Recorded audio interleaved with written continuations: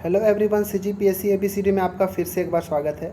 इस वीडियो के अंदर हम इंग्लिश का एक छोटा सा टॉपिक लेकर आए हैं, ये जो कि बहुत ही ज़्यादा इम्पोर्टेंट है। ठीक है, क्योंकि हमको पता है कि ऐसा कोई सा भी एग्ज़ाम जहां इंग्लिश के प्रश्न पूछे जाते हैं उस पेपर में वन वर्ड सब्स्टिट्यूशन का क्वेश्चन आपको ना मिले, ऐसा देखने को बहुत कम मिलता है। ठीक है, ये टॉपिक ऐसा जो है बहुत ज़्यादा इम्पोर्टेंट है। ठीक है, तो ये जो वीडियो है इसमें हम अनेक शब्दों का एक शब्द हिंदी में कहते हैं, बट इंग्लिश में वन वर्ड सब्स्टिट्यूशन कहते हैं। ठीक है, ये जो इस वीडियो में हम one word substitution one word देखेंगे, एक्चुअली में वो वन वर्ड बस कहने का है, बट उसके एक्सप्लेनेशन से आपको 40 से 50 इम्पॉर्टेंट वर्ड्स यहाँ पे देखने को मिल जाएंगे। तो आपको ध्यान से सुनना है, साथ ही साथ एक कॉपी पेन रखें और उसको नोट डाउन करते चलना, जो मैं यहाँ पे बोलूँगा, जो यहाँ पे लिखूँगा। ठीक है, तो ये जैसे कि हमको पता है CG व्यापम का कोई सा भी एग्ज़ाम हो उसके द्वारा इंग्लिश के प्रश्न जो है पूछे जाते हैं, जहाँ 10 क्वेश्चन तो हमेशा देखने को मिलते हैं। ठीक, कई बार से 5 क्वेश्चन भी देखने मिलता है। ठीक है, CGPSC में भी इंग्लिश पूछे जाते हैं, SSC में भी पूछे जाते हैं, या फिर कोई सा भी एग्ज़ाम जहाँ इंग्लिश पूछे जाते हैं उसके लिए ये one word substitution very very important है। और जो मैं ये वर्ड्स लाया हूँ ये कहीं ना कहीं प्रीवियस एग्ज़ाम में पूछे जा चुके हैं और मुझे इम्पॉर्टेंट लगा, इसलिए मैं आपके लिए लेकर आया हूँ। तो ऐसे स्टूडेंट जो हॉस्टल वार्डन की तैयारी कर रहे हो या फिर महिला पर्यवेक्षक के लिए, इन दोनों की दृष्टि से ये वन वर्ड सब्स्टिट्यूशन बहुत ज़्यादा इंपॉर्टेंट है, क्योंकि अलग से वहाँ पे मेंशन करके लिखा हुआ है वन वर्ड सब्स्टिट्यूशन। ठीक है, तो चलिए हम शुरू करते हैं। यहाँ पे 10 MCQ है आपके लिए, आप इसको पहले खुद आंसर देने की कोशिश करें, इसके बाद एक्सप्लेनेशन को सुने और देखते हैं कि 10 में से किसका कितना सही होता है। ठीक है, चलिए बढ़ते हैं क्वेश्चन नंबर 1 की ओर।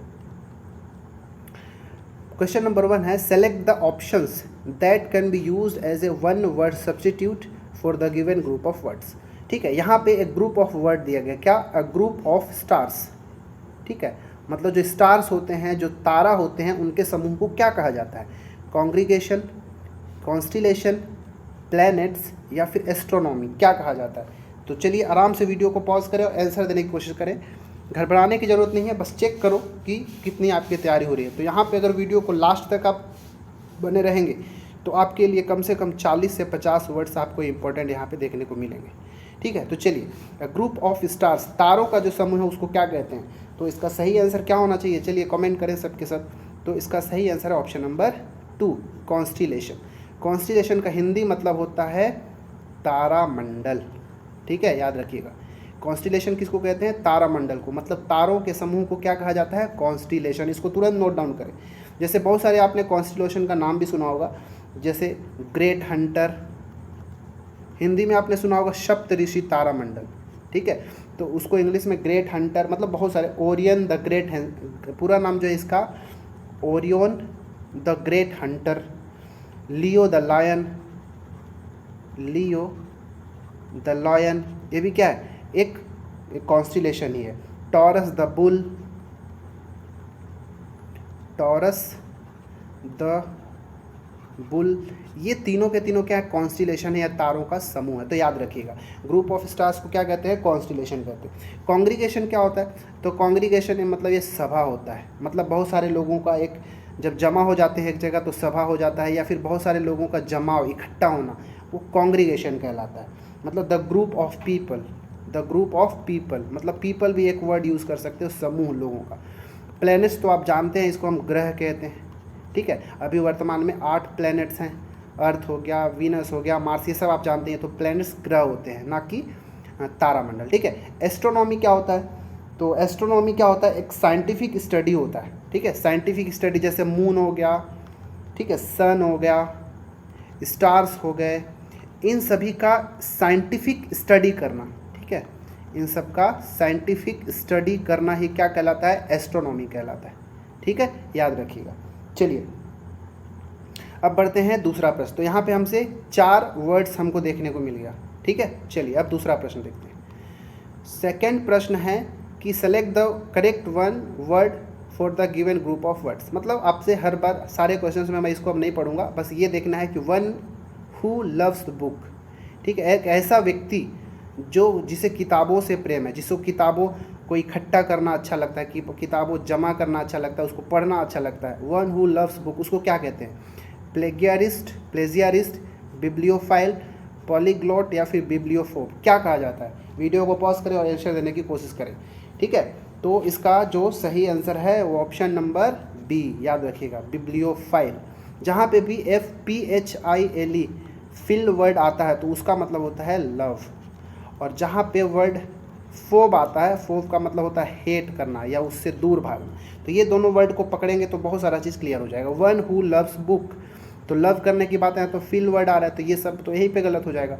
तो बिब्लियोफिल या फिर फाइल क्या कहलाते हैं? One who loves book. तो ऐसे व्यक्ति जिसको किताबें पसंद हैं, ठीक है, या फिर जिसको किताबें कलेक्ट करने का शौक़ होता है, उनको हम क्या कहते हैं? बिब्लियोफाइल या बिब्लियोफिल कहा जाता है।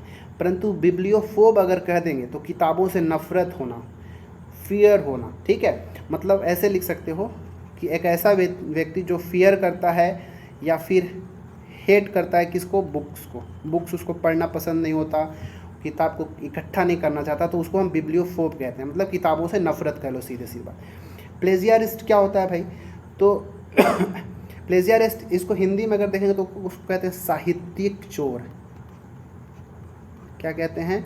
साहित्यिक चोर, ठीक है। तो इसके लिए एक और भी, तो ऐसा समझिए, वन हु मतलब एक ऐसा व्यक्ति जो क्या करता है, दूसरे का जो अगर कोई साहित्य है उसको चोरी करने की कोशिश करता है और फिर बाद में कहता है कि नहीं ये किताब तो मैंने लिखा है। जैसे अभी आपने आदि पुरुष एक मूवी सुना होगा, ठीक है, देखा भी होगा।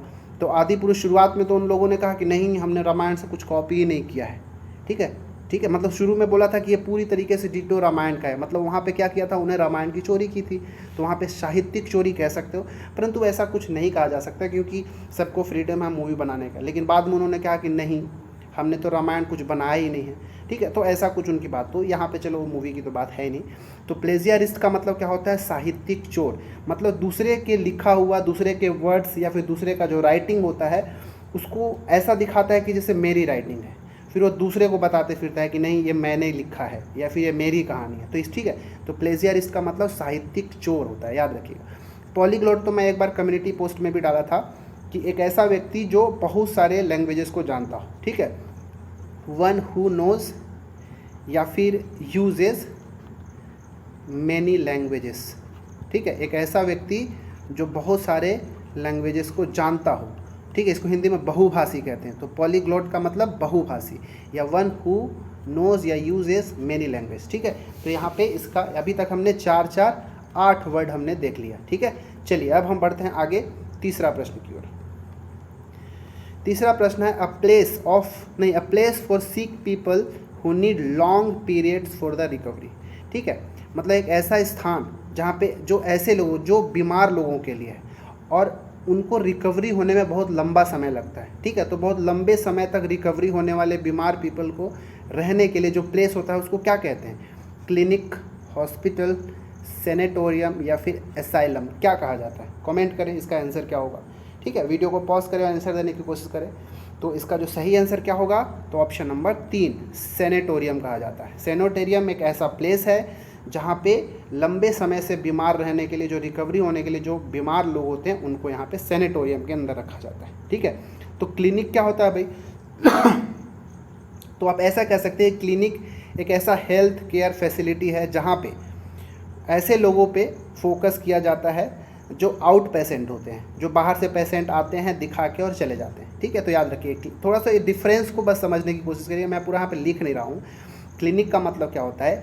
एक सिंपल सा ऐसा हेल्थ केयर फैसिलिटी है जहाँ पे लोग, मतलब ऐसे लोगों को या फिर ऐसे बीमार पेशेंट का, मतलब बाहर से आने वाले बीमार पेशेंट को देखा जाता है और उनको इलाज ट्रीटमेंट बताया जाता है, वहाँ पे रखा नहीं जाता, बस देखो और चले जाओ, ये क्लिनिक होता है, ठीक है, मतलब आउट पेशेंट लोगों के लिए। हॉस्पिटल क्या होता है? तो हॉस्पिटल एक हेल्थ केयर इंस्टीट्यूशन है, ठीक है, जो कि पेशेंट को ट्रीटमेंट प्रोवाइड करता है, वहाँ पे नर्सिंग स्टाफ्स भी होते हैं, बहुत सारे मेडिकल इक्विपमेंट भी होता है उन सब के इलाज करने के लिए, तो उसको हम हॉस्पिटल कहते हैं। वहीं एसाइलम क्या है भाई? तो एसाइलम क्या होता है? मतलब एक ऐसा इंस्टीट्यूशन है जो जनरली क्या करता है कि जो मेंटली इल पीपल होते हैं, ठीक है, जो दिमागी रूप से एक्चुअली असाइलम का बहुत सारे मीनिंग होता है, आप गूगल भी सर्च कर सकते हैं, लेकिन यहाँ पे क्योंकि अभी सारे वर्ड जो है हॉस्पिटल से संबंधित, मेडिकल इशू से संबंधित है, इसलिए यहाँ पे असाइलम का मतलब क्या होगा कि ऐसा इंस्टीट्यूशन, ठीक है, जो कि सपोर्ट और शेल्टर प्रोवाइड करता है, ठीक है, किसके लिए, जो मेंटली इल पीपल होते हैं, जो दिमागी रूप से अस्वस्थ पीपल होते हैं, उनके लिए होता है, ठीक है, याद रखिए। तो यहाँ पे 4 वर्ड्स आपको और क्लियर हो गया। अगर यहाँ पे चारों वर्ड समझ में नहीं आया तो एक बार वीडियो को फिर से रिवर्स करके ध्यान से इसको समझें और अपने वर्ड्स में इनके डिफरेंस को लिख लें, क्योंकि ये कॉमन होने वाले वर्ड्स हैं, क्लिनिक, हॉस्पिटल, सैनिटोरियम, असाइलम, ठीक है। चलिए नेक्स्ट क्वेश्चन में बढ़ते हैं, 4th क्वेश्चन। चौथा प्रश्न है कि a general pardon of the political offenders, ठीक है, मतलब इसका मतलब क्या हुआ कि जो राजनीतिक अपराध के जो दोषी होते हैं, ठीक है, जो राजनीतिक अपराध किए होते हैं, तो ऐसे दोषी लोग को आधिकारिक रूप से क्षमा कर देना, ठीक है। पार्डन का मतलब क्या होता है, क्षमा, मतलब सीधी सी बात है कि जो राजनीतिक या फिर पॉलिटिकल ऑफेंडर्स होते हैं उनको क्षमा कर देना, ठीक है, उसको हम क्या कहते हैं, अफर्म, एनोमली, एमनेस्टी या फिर एब्ल्यूशन, क्या कहा जाता है, बताइए इसका आंसर क्या होगा। ऑप्शन नंबर कौन सा इसका सही आंसर होगा, general pardon of political offender, political offenders को क्षमा कर देना, किसका, तो इसका सही आंसर ऑप्शन नंबर 3, एमनेस्टी, ठीक है। क्या होगा इसका आंसर, एमनेस्टी कहा जाता है। एमनेस्टी का मतलब ही होता है राजनीतिक अपराधों के दोषी लोगों को आधिकारिक रूप से क्षमा कर देना, एमनेस्टी कहलाता है। आपने एक सुना होगा एमनेस्टी इंटरपोल, जो कि लंदन में है, ठीक है। चलिए, जो वो सब बात को हिस्ट्री की और फिर जीएस की बात है, अभी यहीं पे रहते हैं। अफर्म का मतलब क्या होता है, अफर्म का मतलब होता है किसी चीज़ को पब्लिकली या फिर जोरदार रूप से या सार्वजनिक रूप से किसी चीज़ बात को रखना, ठीक है, जैसे शांति व्यवस्था बनाए रखने के लिए एक जोरदार या फिर सार्वजनिक रूप से बात को रखना, ये क्या कहलाता है, अफर्म कहलाता है। इसको हिंदी अगर लिखूंगा तो जोरदार से, जोरदार या फिर सार्वजनिक रूप से, ठीक है, सार्वजनिक रूप से, मतलब इसको इंग्लिश में ऐसा लिखा जा सकता है, स्टेट एम्पैथेटिकली, स्टेट एम्पैथेटिकली और पब्लिकली, ठीक है, किसी बात को पब्लिकली रखना, किसी एक अच्छा स्ट्रॉन्ग मैटर्स है उसको रखना, अफर्म करना कहलाता है। एनोमली का मतलब क्या होता है, एनोमली मतलब ऐसा कोई भी चीज़ जो किसी चीज़ का जो स्टैंडर्ड या फिर नॉर्मल एक्सपेक्टेड चीज़ रहता है, बात होता है, उससे उसको डेविएट करना, उसके रास्ते से हटाना, समझ में आ रहा है ना, मतलब जिसका, जैसे कि कोई, इसको कैसे लिखा जाए, तो मैं यहाँ पे इंग्लिश में ही लिखने की कोशिश कर रहा हूँ, इसको आप लिखिएगा। कई बार से हो जाता है कि हिंदी में उसको बताना मुश्किल हो जाता है। समथिंग दैट डेविएट्स, डेविएट करना मतलब विचलित करना होता है, deviates from what is standard, normal, expected, ठीक है, कोई चीज़ एकदम नॉर्मल है, स्टैंडर्ड है, मानक है, तो उसको वहाँ से डेविएट करके किसी बात को रखना, वो क्या कहता है, एनोमली कहलाता है। समथिंग, इसको याद रखिएगा, something that deviates from the what is standard, normal and expected, ठीक है।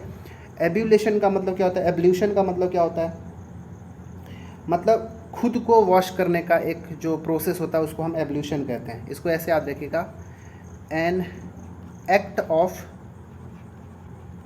वॉशिंग वन सेल्फ, ठीक है, खुद को साफ करने का, धोने का, साफ करने का जो प्रोसेस होता है उसको हम कहते हैं एब्ल्यूशन, याद रखिए, an act of washing one self, किसी अपने खुद को ही सफाई करने की प्रोसेस को एब्ल्यूशन कहा जाता है, ठीक है। चलिए अब हम बढ़ते हैं 5वें प्रश्न की ओर।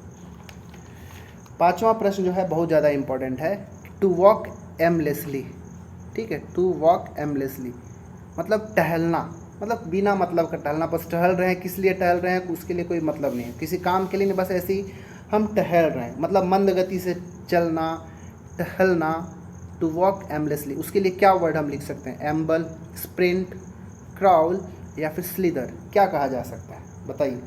तो इसका सही आंसर होगा ऑप्शन नंबर ए, मतलब 1, एम्बल, ठीक है। एम्बल का मतलब होता है क्या, मंद गति से चलना, टहलना, धीरे धीरे चलना, ठीक है, मंद गति से चलना, स्लोली वॉक करना, स्लो वॉक करना, ठीक है, या फिर टहलना, धीरे धीरे बोल लीजिए, इसको हम क्या कहेंगे, एम्बल मतलब जब हम चल रहे हैं उसका कोई उद्देश्य नहीं है कि हम चल के कुछ काम करने वाले हैं, बस ऐसे ही टहल रहे हैं, वो एम्बल कहलाता है। स्प्रिंट का मतलब क्या होता है, जैसे जो रन करने वाले होते हैं, धावक होते हैं, उसको स्प्रिंटर कहा जाता है। क्या कहते हैं, स्प्रिंटर। स्प्रिंटर मतलब धावक। जैसे उसेन बोल्ट क्या है, एक स्प्रिंटर है। स्प्रिंटर जनरली स्प्रिंट किसको बोला जाता है, अगर मान लो बहुत कम डिस्टेंस को बहुत फास्ट दौड़ना है, जैसे 100 मीटर को बोल देगा कि दौड़ना है भाई आपको 15 सेकेंड में, तो इस टाइप का बहुत कम समय मतलब कम दूरी को बहुत तेज़ी से अगर कवर करना है तो उसके लिए हम स्प्रिंट वर्ड का यूज़ करते हैं। और जो ऐसे धावक होते हैं उनके लिए क्या हो जाएगा, स्प्रिंटर वर्ड हम यूज़ कर देते हैं। ठीक है, तो स्प्रिंट का मतलब run a short distance as fast as you can, मतलब छोटी सी दूरी को जितना आप तेज़ी से दौड़ सकते हैं दौड़िए, वो स्प्रिंट कहलाता है। और दूसरा क्या, तीसरा हो गया क्राउल करना। क्राउल करने का मतलब मूव स्लोवली। ठीक है, धीरे धीरे चलना, स्लोली मूव करना है। जैसे आप ग्राउंड के ऊपर क्या करें, अपने घुटनों के बल, अपने पंजों के बल जब चलते हैं, रेंगना सीधे समझिए ना। जैसे सांप क्या करता है, क्राउल करता है, रेंगता है। ठीक है, कीड़े मकोड़े क्या करते हैं, रेंगते हैं। ठीक है, हाथ और घुटनों के बल पे जब हम चलते हैं ज़मीन के ऊपर या ग्राउंड के ऊपर, तो उसको हमको क्राउल करना कहलाता है। ठीक है, रेंगना। स्लीदर का मतलब क्या होता है, तो मान लो स्लीदर का मतलब सीधी सी बात समझ ली कि जब स्लाइड करना। ठीक है, स्लाइड करना, जैसे मान लो ग्राउंड के ऊपर आप स्लाइड करते हो, इधर इधर जिग जैग ऐसे स्लाइड करते हो, फिसल के, कभी बायां कभी दायां, जैसे सांप की तरह बाएं से दाएं फिसल फिसल के चलना क्या कहलाता है, स्लीदर कहलाता है। तो इसको आप जो भी वर्ड लिख रहा हूँ उसको आप अपने वर्ड में थोड़ा बहुत लिख लें, ताकि एक बार रिवाइज हम करें तो फटाफट एक बार याद आ जाए। ठीक है, तो ये था हमारा 5वां प्रश्न। 6वां प्रश्न देखते हैं क्या है। 6वां प्रश्न है to throw an event into the confusion और डिसऑर्डर। ठीक है, to throw an event into confusion और डिसऑर्डर, मतलब कोई इवेंट है उसको क्या करना है, कंफ्यूज कर देना। डिसऑर्डर मतलब सीधी सी बात है, बाधित कर देना। ठीक है, किसी कोई इवेंट को होने से रोक देना, बाधित कर देना। उसके लिए हम क्या यूज़ करेंगे वर्ड, डिसरप्ट, डिटोनेट, इरप्ट या फिर एक्सप्लोड, क्या कहेंगे। वीडियो को पॉज करें और आंसर देने की कोशिश करें। तो इसका सही आंसर होगा ऑप्शन नंबर 1, डिसरप्ट करना। ठीक है, डिसरप्ट मतलब होता है क्या, बाधित करना। इंटरप्ट भी आप इसके लिए यूज़ कर सकते हैं आप। ठीक है, इंटरप्ट। इंटरप्ट मतलब कोई अगर इवेंट हो रहा है तो उसको रोकना, बाधित करना, डिसरप्ट करना, इंटरप्ट करना कहलाता है। ठीक है, डेटोनेट का मतलब तो होता है विस्फोट। क्या होता है, विस्फोट। एक्सप्लोड भी कह सकते हो आप, एक्सप्लोड होना। ठीक है, या फिर किसी भी चीज़ को एक्सप्लोड होने का कारण होना। ठीक है, कॉज टू एक्सप्लोड। डिटोनेट का मतलब सीधे याद रखिए विस्फोट, उसके लिए हम एक्सप्लोड वर्ड भी यूज़ कर सकते हैं। इरप्ट का मतलब क्या होता है, तो इरप्ट का मतलब होता है फूटना। ठीक है, जैसे वॉल्केनिक इरप्शन होता है ना। ठीक है, मतलब ज्वालामुखी उद्गार होना, फूटना, ये क्या कहलाता है, इरप्ट कहलाता है। ठीक है, याद रखिए। इरप्ट का मतलब ब्रेकआउट होना। ठीक है, सडनली ब्रेकआउट होना, ड्रामेटिकली। ठीक है, सडनली, ड्रामेटिकली ब्रेकआउट होना, फूटना क्या कहलाता है, इरप्ट कहलाता है। ठीक है, तो यहाँ पे सडनली ब्रेकआउट आप लिख सकते हैं, कोई दिक्कत नहीं है, लेकिन आप केवल ब्रेकआउट लिखेंगे तो इसका मतलब नहीं होगा। ठीक है, बस इरप्शन का मतलब आपको समझना है कि फूटना। एग्जाम्पल के लिए वॉल्केनिक इरप्शन, ज्वालामुखी उद्गार याद रख सकते हैं। एक्सप्लोड का मतलब क्या होता है, बस्ट होना, विस्फोट होना। ठीक है, इसी की तरह है भी, विस्फोट होना या फिर बस्ट होना, ये होगा BURST। ठीक है, बस्ट होना या एक्सप्लोड होना। ठीक है, याद रखिएगा। तो यहाँ पे फिर से हमने 4 वर्ड देखा। आगे बढ़ते हैं, 7वां प्रश्न। 7वां प्रश्न है something that is to your advantage but happened by chance. देखिए, ऐसा कोई चीज़ आपके साथ हुआ, ठीक है, जिससे आपको लाभ तो हुआ, लेकिन आप ऐसा चाहते नहीं थे, वो बाई चांस हो गया। ठीक है, ठीक है, हम चाहते नहीं थे कि ऐसा हो, लेकिन उसके होने से हमारा फ़ायदा ही हुआ, लेकिन वो हमारे चाहने से नहीं हुआ, हमारे इंटेंशनली नहीं हुआ, वो बस हो गया। ठीक है, एक्सीडेंटली। ठीक है, तो इसके लिए क्या वर्ड यूज़ करोगे, ऑक्सीडेंटल, पर्पसफुल, डेलिबरेट या फिर फॉर्च्यूसियस। ठीक है, क्या कहोगे, फॉर्ट्यूसियस भी पढ़ते हैं या फॉर्च्यूसियस भी पढ़ लीजिए, इसका क्या बोलोगे। तो इसका ऑप्शन नंबर डी सही होगा। फॉर्च्यूसियस का मतलब क्या होता है, संयोग से होना। ठीक है, भाग्य से, संयोग से। फॉर्चुनेट मतलब भाग्य होता है ना भाई, फॉर्च्यून का मतलब भाग्य होता है, तो फॉर्च्यूसियस उसी से बना हुआ कि संयोग से किसी चीज़ को होना। ठीक है, संयोग से होना। तो यहाँ पे संयोग से ही कुछ ऐसा हो गया जिससे हमको लाभ हुआ, तो इसके लिए वर्ड क्या होगा, फॉर्च्यूसियस हो जाएगा। ठीक है, मतलब इसमें कोई इरादा नहीं था, तो आप ऐसे समझ लीजिए इरादे के बजाय, मतलब हमारा कोई ऐसा इरादा नहीं था, बस संयोग से हो गया, उसको हम फॉर्च्यूसियस कहेंगे। ठीक है, ऑक्सीडेंटल का मतलब क्या होता है, तो ऑक्सीडेंटल का मतलब होता है कि पश्चिमी, जो वेस्टर्न कंट्री होता है उससे संबंधित है। ठीक है, इसको ऐसे लिख सकते हैं, relating to the western countries, ऐसे लिख देता हूँ, पश्चिमी देशों से संबंधित। ठीक है, वेस्टर्न कंट्रीज। ठीक है, relating to the western countries, पश्चिमी देशों से, जो वेस्टर्न कंट्री हैं उनसे संबंधित कोई चीज़ है उसको हम ऑक्सीडेंटल कहते हैं। ठीक है, पर्पसफुल का मतलब तो ऐसा कि कोई चीज़ को डिटर्मिनेशन से करना। ठीक है, डिटर्मिनेशन या फिर रिजॉल्व। ठीक है, ये सब जो किसके लिए वर्ड है, पर्पसफुल है। ठीक है, कोई उद्देश्य से या दृढ़ संकल्प से दिखाना। ठीक है, आप लिख सकते हैं कि दृढ़ संकल्प दिखाना यहाँ पे। ठीक है, दृढ़ संकल्प, उसको हम पर्पसफुल करेंगे। डेलिब्रेट करना का मतलब क्या होता है, तो ये मतलब होता है, डेलिब्रेट करना मतलब होश में जानबूझ के कोई चीज़ करना, होश में, या फिर कह लीजिए जानबूझ के करना। ठीक है, कॉन्शियसली इसके लिए वर्ड हो सकता है, कॉन्शियसली एंड इंटेंशनली। ठीक है, इंटेंशनली, एक बार स्पेलिंग को आप करेक्ट कर लीजिएगा। तो किसी भी काम को कॉन्शियसली मतलब होश में, इंटेंशनली मतलब जानबूझ के करना क्या कहलाता है, डिलिबरेट करना कहलाता है। ठीक है, याद रखिएगा। ठीक है, चलिए अब 9वां प्रश्न। 9वां है the study of earthquake. Earthquake के स्टडी को क्या कहते हैं, जियोग्राफी, सिस्मोलॉजी, टोपोग्राफी या जियोलॉजी, क्या कहा जाता है। ये बहुत अच्छा क्वेश्चन है। ठीक है, द स्टडी ऑफ अर्थक्वेक को क्या कहा जाता है, जियोग्राफी, सिस्मोलॉजी, टोपोग्राफी या फिर जियोलॉजी, क्या कहा जाता है। तो राइट आंसर है सिस्मोलॉजी। सिस्मोलॉजी का मतलब ही होता है भूकंप विज्ञान। ठीक है, और अर्थक्वेक का मतलब क्या होता है भाई, अर्थक्वेक का मतलब भूकंप ही तो होता है। ठीक है, तो हिंदी में अगर रहता तो आप आसानी से बता देते भूकंप विज्ञान, लेकिन इंग्लिश में सिस्मोलॉजी कहलाता है, स्टडी ऑफ अर्थक्वेक, मतलब द साइंटिफिक स्टडी ऑफ, मतलब सिस्मोलॉजी है क्या, तो आप ऐसे लिख सकते हैं कि scientific study of movement in the earth. ठीक है, मतलब अर्थ के अंदर किसी भी तरह का मूवमेंट इन द अर्थ, अर्थ के अंदर किसी भी तरह का मूवमेंट होना है, उसको साइंटिफिक स्टडी करना ही सिस्मोलॉजी कहलाता है। ठीक है, याद रखिएगा। ज्योग्राफी का तो मतलब जानते होंगे, भूगोल। द स्टडी ऑफ वर्ल्ड्स मतलब जो विश्व है, विश्व का सरफेस, उसका क्वालिटी, उसके ऊपर जो क्लाइमेट हो गया, पॉपुलेशन हो गया, प्रोडक्ट्स हो गए, ये सारा चीज़ का भूगोल का, भूमि के ऊपर मतलब अर्थ के ऊपर, ऊपर की मैं बात कर रहा हूँ, अंदर की नहीं बात कर रहा हूँ। तो विश्व में जितनी भी तरह की घटनाएं होती है, पृथ्वी के सरफेस हो गया, फिजिकल क्वालिटीज़ हो गया, क्लाइमेट, पॉपुलेशन, इन सब का स्टडी क्या कहलाता है, ज्योग्राफी, भूगोल कहलाता है, हिंदी में भूगोल कहते हैं।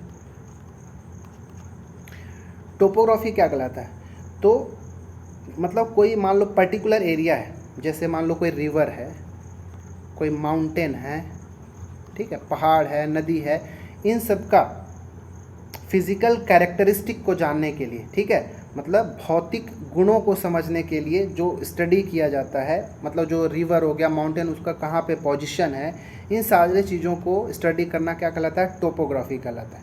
ठीक है, याद रखिएगा।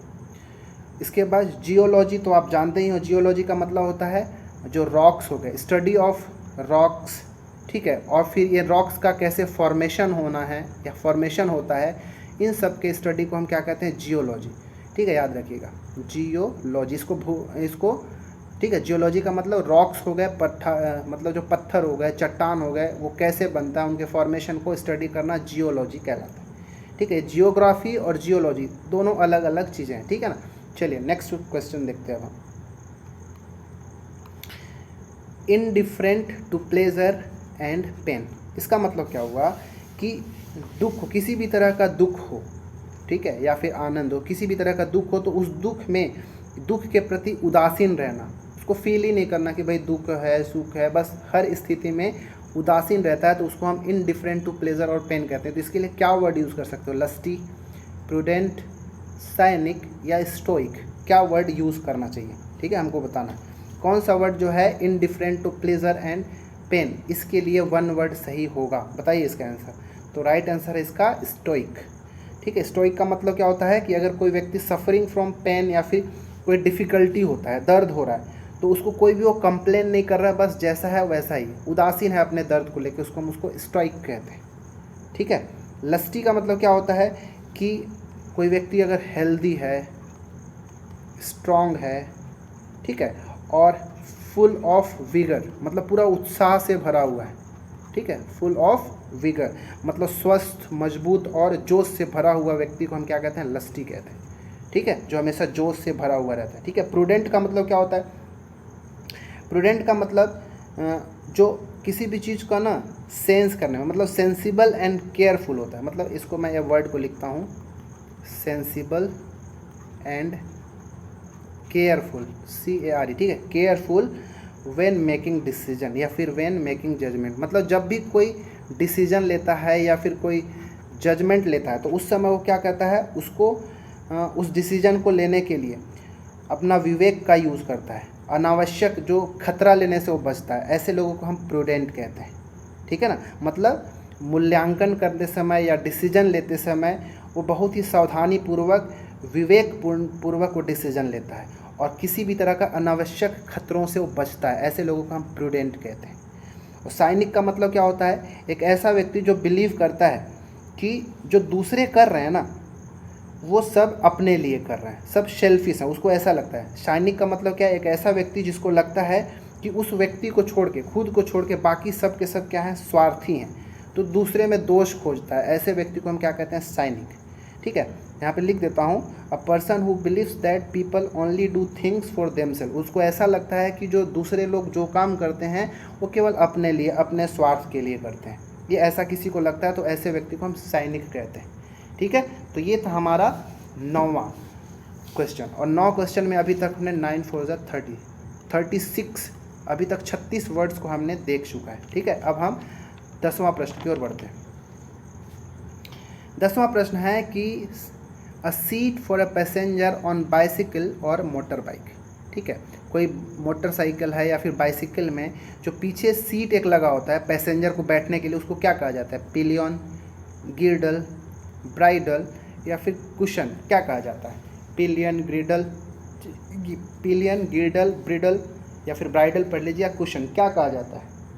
तो जो भी पैसेंजर को बैठने के लिए साइकिल या मोटर बाइक के पीछे जो सीट लगा होता है जिसमें पैसेंजर को बैठने के लिए होता है, उसको हम पिलियन कहते हैं। क्या कहते हैं, पिलियन कहते हैं। तो जो मोटरसाइकिलिस्ट होते हैं या साइकिलिस्ट होते हैं उनके पीछे जो सीट लगा होता है बैठने के लिए, उसको क्या कहा जाता है, पिलियन कहा जाता है। गिर्डल क्या होता है, तो गिर्डल कह लीजिए कि एक तरह का बेल्ट होता है जो कमर पे पहना जाता है। ठीक है, क्या एक तरह का बेल्ट है या फिर कॉर्ड, धागा टाइप का है, CORD, जो कहाँ पहना जाता है, कमर या वेस्ट बोल लीजिए, कमर में पहनने का एक चीज़ है। ठीक है, बेल्ट, धागा जिसको कमर में पहना जाता है उसको हम गिर्डल कहते हैं। ब्राइडल क्या है या फिर ब्राइडल क्या है, तो एक तरह का जैसे घोड़ों को कंट्रोल करने के लिए उसके हेड के पास एक हेड गियर लगा रहता है। जब जैसे हॉर्स चलाने वाले जो जॉकी होते हैं ना, देखिएगा वहाँ पे एक पकड़ने के लिए रहते हैं, घोड़े को पकड़ने के लिए, जिसको हम हेड गियर कहते हैं। ठीक है, तो उसको जिससे घोड़े को कंट्रोल कर सकें, उसमें बक्कल वगैरह लगा रहता है। ठीक है, जिससे उसको जो घोड़े को कंट्रोल कर सके, तो उसी को हम ब्राइडल कहते हैं। ठीक है, एक हेड गियर मतलब जिसको हम क्या कहते हैं, जो पीछे से पकड़े रहते हैं, जो जैसे ये घोड़ा है मान लो ऐसा, इसके पीछे कोई व्यक्ति बैठा है, तो यहाँ पे क्या, यहाँ पे धागा टाइप से लगा होता है जिसको अपने पास पकड़ता है, हेड के ऊपर लगा रहता है। ठीक है, तो उसी को हम क्या कहते हैं, ब्राइडल कहते हैं। ठीक है, ब्राइडल कहते हैं। कुशन का मतलब तो अब जैसे सोफ़ा वगैरह के ऊपर एक छोटे छोटे तकिया टाइप का आप देखे होंगे रहता है। ठीक है, सोफ़ा के ऊपर जब बैठते हैं तो वहाँ पे कंफर्टेबल आसानी से बैठा जा सके। ठीक है, तो उसको हम क्या कहते हैं, कुशन कहते हैं। ठीक है, मतलब एक ऐसा बैग या फिर तकिया, पिलो टाइप का ही समझ लीजिए, जिसके अंदर सॉफ्ट वाले स्टफ़ करके कपड़ा भरा हुआ रहता है। ठीक है, ताकि जब सपोर्ट में मदद मिले या फिर उसके ऊपर कंफर्टेबल बैठ सकें, झुक के ऐसे लेट सकें, तो उसको हम कुशन कहते हैं। ठीक है, सोफ़ा के ऊपर जो ऐसे छोटा छोटा लगा रहता है कंफर्टेबल बैठने के लिए ना, उसी को कुशन कहते हैं, याद रखिएगा। तो ये हमारा था 10वां प्रश्न। एक और लास्ट प्रश्न देख लेते हैं, 11वां प्रश्न, इसके बाद हम इस वीडियो को समाप्त करेंगे। अगला है a short stay of place. ये भी इंपॉर्टेंट क्वेश्चन है, ठीक है। किसी स्थान पर छोटे समय तक के लिए, बहुत कम समय के लिए रुकना क्या कहला जाता है? वोयाज, लॉज, सोजर्न या फिर ट्रिप, क्या कहेंगे इसको? ठीक है, बताइए कि किसी भी प्लेस पर छोटे कम समय के लिए रहना क्या कहला जाता है, क्या कहते हैं उसको? तो इसका आंसर है ऑप्शन नंबर 3, सोजॉर्न कहा जाता है। क्या कहा जाता है? सोजॉर्न का मतलब क्या हुआ कि स्टे समवेयर, मतलब किसी स्थान पर, ठीक है, टू स्टे समवेयर या फिर किसी स्थान पर रुकना, कैसे? टेम्पोरली रुकना, टेम्परेली किसी छोटे समय के लिए, कम समय के लिए रुकना क्या कहलाता है? सोजॉर्न कहलाता है। वोयाज क्या होता है भाई? तो एक लॉन्ग जर्नी है, कह लीजिए, ठीक है, एक लंबा जर्नी है, किसके थ्रू? तो इन्वॉल्विंग ट्रेवल बाय सी, ठीक है, समुद्र में अगर मान लो ट्रेवल करते हैं बड़े बड़े जहाज़ से, ठीक है, बहुत लंबे समय तक जर्नी कर रहे हैं, ठीक है, याद रखिए सी वर्ड को आप भूलिएगा नहीं। या फिर स्पेस के लिए भी बोल सकते हो कि जब स्पेस में भी जाते हैं, ठीक है, स्पेस में या फिर समुद्र में मान लो बहुत लंबे समय के जर्नी के लिए निकल गए हैं, तो उसको हम एक वर्ड यूज़ करते हैं वोयाज, ठीक है। लॉज क्या होता है? मतलब कोई स्थान पर रुक जाना, ठीक है, एक प्लेस पे लंबे समय तक रहना, वो लॉज कहलाता है, ठीक है। इन सबसे यहाँ पे बहुत कम समय के लिए सोजर्न था, लेकिन इससे अधिक कुछ ज़्यादा लंबे समय तक फिक्स हो जाना, एक स्थान पर रुके रहना, वो क्या कहलाता है? लॉज कहलाता है, ठीक है। और ट्रिप क्या होता है? मतलब एक छोटा, go on a short journey, ठीक है, बहुत कम छोटे समय के लिए अगर कहीं घूमने जाते हैं तो उसको हम ट्रिप कहते हैं, ठीक है। ट्रिप, सोजन मतलब कहीं पे रुकना, ट्रिप का मतलब कहीं रुकना नहीं, गए और आ गए, बहुत कम समय के लिए जाते हैं और वापस आ जाते हैं। सोजोन का मतलब रुकते हैं लेकिन बहुत कम समय के लिए किसी स्थान पर, टेम्परेरीली रुकना है। वयाज का मतलब ट्रेवल करना है, लॉन्ग जर्नी पे जा रहे हैं लेकिन सी में या फिर स्पेस में, तो उसको हम वयाज कहते हैं। लॉज का मतलब क्या हुआ? मतलब इन सब से कुछ ज़्यादा समय तक वहाँ पे रुकना है, स्टे करना है, फिक्स हो जाना है, ठीक है, उसको हम लॉज कहते हैं। तो इस प्रकार हमने 11 प्रश्न देखा, जिसमें 11 चौके टोटल 44 हमने इंपॉर्टेंट वर्ड्स देखा, ठीक है। उम्मीद है आपको अच्छा लगा होगा। वीडियो अगर अच्छा लगता है तो लाइक करें और कमेंट में ज़रूर बताएं कि इस 11 में से किसका कितना सही हुआ और क्या वर्ड्स अच्छे थे कि नहीं। तो ये 44 वर्ड को आप तैयार रखें, बहुत ही ज़्यादा हेल्पफुल आपके लिए होगा भविष्य के आने वाले एग्ज़ाम में। बस इस वीडियो में इतना ही, मिलते हैं अगले वीडियो में, तब तक के लिए धन्यवाद।